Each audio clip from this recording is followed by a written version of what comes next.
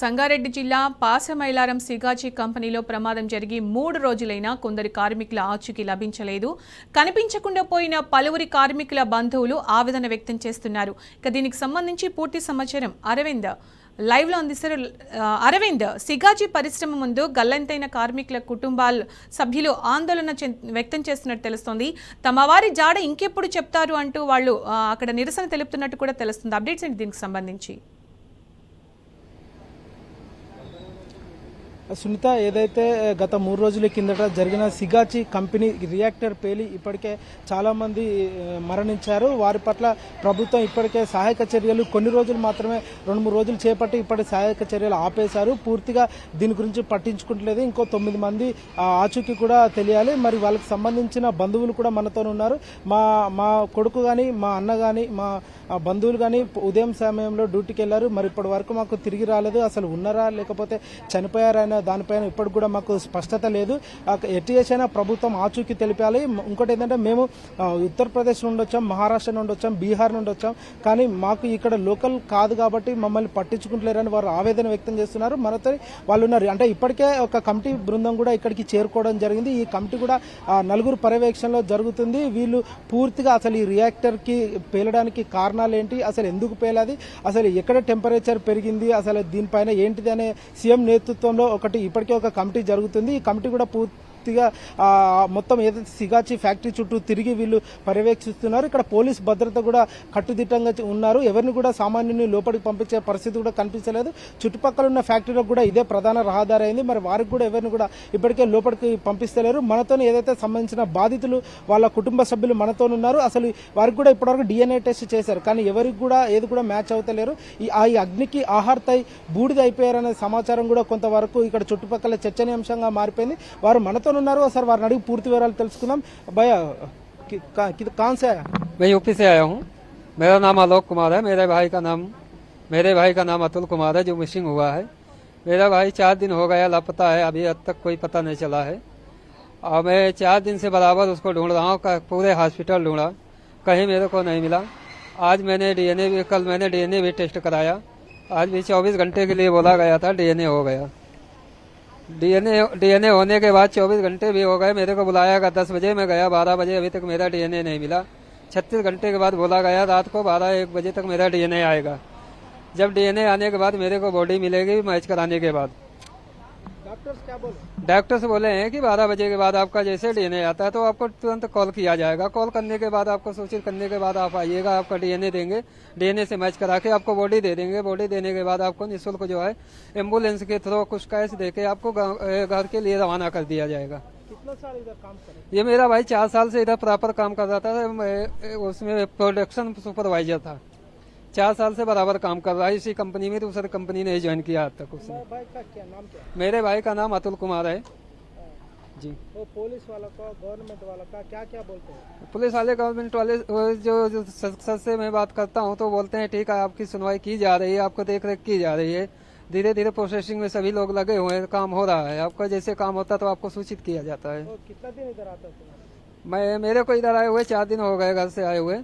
अभी 4 दिन बाद मैं सारे हॉस्पिटल भी ढूंढ लिया, कहीं भी नहीं मिला। अभी तक कोई मेरे भाई को कोई पता भी अभी तक नहीं चल पाया है। अब मोबाइल इधर था मेरा, सुबह मेरे को फ़ोन किया कि इन्फॉर्मेशन किया गया कि आपका फ़ोन मिल गया है आपका भाई का, आप कंपनी सिकाची कंपनी में आके किसी सर पुलिस सर के पास है, आप वहाँ से लेके आप रिसीव कर सकते हैं। मैं आया, मेरे को रिसीव करने के लिए आया तो मेरा आधार कार्ड डॉक्यूमेंट्स पूरा लिया गया। लेने के बाद मेरा साइन भी करा लिया गया, फ़ोन भी मेरे पहचान गया कि मेरे भाई का है। अब फिर भी मेरे को वहाँ से 2 बजे से अब भी फिर भी बैठा हुए, मेरे को हैंड ओवर अभी तक फ़ोन नहीं किया गया। वो ऑफिस में रिकॉर्ड में, हॉस्पिटल में रिकॉर्ड नाम लिखा ना हर जगह जिस भी रिकॉर्ड में देखता हूँ कि मिसिंग में जहाँ जहाँ है पंचिंग भी है, मेरे भाई का पंचिंग भी है, हर जगह मेरे भाई का रिकॉर्ड मिल रहा है। और केवल हॉस्पिटल में कोई रिकॉर्ड नहीं है उसका। రైట్ చూసుకుంటే ఏదైతే మా బ్రదర్ ఇక్కడ 4 సంవత్సరాల నుండి పనిచేస్తారు, కానీ ఇప్పటికీ మా అటెండెన్స్ రిజిస్టర్లో సిగ్నేచర్ ఉంది, ఫింగర్ ప్రింట్ కూడా ఇచ్చారు, తంబు కూడా ఇచ్చారు, కానీ వీళ్ళు ప్రభుత్వం ఇక్కడ లేదు అని ఒక అబద్ధం మాటలు చెప్తున్నారు. మరి మా బాయ్ ఎక్కడ ఉన్నాడు? అక్కడ హాస్పిటల్లో కూడా లేరు, ఇక్కడ ఆఫీస్లో కూడా లేరు, ఫ్యాక్టరీలో కూడా పనిచేస్తలేరు అంటున్నారు. మరి మా బాయ్ అడ్రస్ ఆచూకీ తెలపాలని వారి కుటుంబ సభ్యులు ఇక్కడ ఉన్నారు. మనతోని తన రూమ్మేట్ అట అతుల్, తన రూమ్మేట్, ఇతను వేరే ఆఫీస్లో పనిచేస్తారట. నైట్ షిఫ్ట్ ఇతను చేస్తే మార్నింగ్ షిఫ్ట్ అతను వెళ్ళాడట. వెళ్ళిన తర్వాత కొద్దిసేపు తర్వాత సిగాచి ఫ్యాక్టరీలో రియాక్టర్ పేలి కొంతమంది మరణించారన్నట్టు తనకు వార్త వచ్చింది. తను అప్పటి నుండి ఇప్పటి వరకు ఇక్కడనే ఉన్నాడు. తన స్నేహితుడు ఎక్కడున్నారు, నేను ఏ విధంగా మళ్ళీ మా ఊరికి నా స్నేహితుని పట్టుకొని వెళ్ళాలి, మేమిద్దరం కష్టపడి పని చేసుకొని ఇక్కడికి వచ్చినందుకు మాకు జరిగినది ఇదా అని చాలా తీవ్రంగా ఆవేదన వ్యక్తం చేస్తున్నారు. కానీ ప్రభుత్వం కూడా మమ్మల్ని ఇంత కూడా పట్టించుకుంటలేదు. ఒకసారి వారిని మాట్లాడించే ప్రయత్నం చేద్దాం. క్యా నామ్ క్యా तुम्हारा भाई का? मेरा नाम राहुल गौड़ है, वो मेरा रूममेट है। रूममेट का नाम अतुल कुमार यादव है। वो 30 तारीख को, उसका 29 तारीख को छुट्टी था, 30 तारीख को फर्स्ट शिफ्ट ड्यूटी आया 8 बजे को। 8 बजे ड्यूटी आने के बाद मैं नाइट शिफ्ट करके गया, रूम पे सो गया। वो 8 बजे को ड्यूटी आया। ड्यूटी आने के बाद 2 घंटा बाद मुझे फोन आया कि सिगाची कंपनी में आग लग गया ऐसे बोल के। मैं इधर आके देख रहा तो पूरा ज्यादा आग लगा हुआ है। और बाद में पता चला वो रिएक्टर का ओवर हीटिंग होने के कारण और स्टीम लाइन ज्यादा हो गया, इसके लिए वो फायर हो गया। फायर होने के बाद में उधर कितना भी हम लोग कुछ भी इधर ढूंढ रहे हैं, कोई भी बॉडी नहीं, कोई पार्ट्स नहीं मिला अभी तक। पुलिस वाले को बोले, सबको पूछ रहे, वो लोग क्या बोल रहे हैं, आप टेंशन ना लो, पूरा सब कुछ अभी ढूंढा जा रहा है बारीकी से, सब कुछ आपको जांच करके उसका दिया जाएगा, बॉडी मिलेगा। फिर बाद में नहीं मिल रहा है तो पठान चेरू हॉस्पिटल के लिए बताया। उधर गए, हम लोग देखे, उधर बहुत सारा बॉडीज पड़ा हुआ है। बोल रहे डीएनए टेस्ट करने के बाद अगर आपके भाई का वो सैंपल मैच किया तो आपको बॉडी दे दिया जाएगा और फ्री एम्बुलेंस करके उसके घर तक पहुंचाया जाएगा। ऐसा हाँ, जो सुविधा है उधर से 1 लाख रुपए कैश देने की भी बात हो रही है कि एम्बुलेंस के साथ 1 लाख रुपए और 2 पुलिस वाले आपके घर तक जाएंगे। एम्बुलेंस को बीच में किधर भी एक भी पैसे नहीं देना है, बिल्कुल फ्री सेवा है। और मोदी जी के तरफ से भी बताया जा रहा है कि 2 लाख रुपए मिल रहा है और पठान चेरू हॉस्पिटल में चेक काट के वो लोग दे रहे हैं। और 1 करोड़ रुपए का बात हुआ है, अभी 1 करोड़ का कुछ खुलासा नहीं हो रहा है कि वो मिलेगा कि नहीं मिलेगा, कितना मिलेगा, कोई भी ये गारंटी नहीं है अभी। कोई बोल रहा है 10 लाख मिलेगा, कोई लोग बोल रहे हैं कि 1 करोड़ मिलेगा, ऐसा अभी कोई क्लियर नहीं हुआ है सर।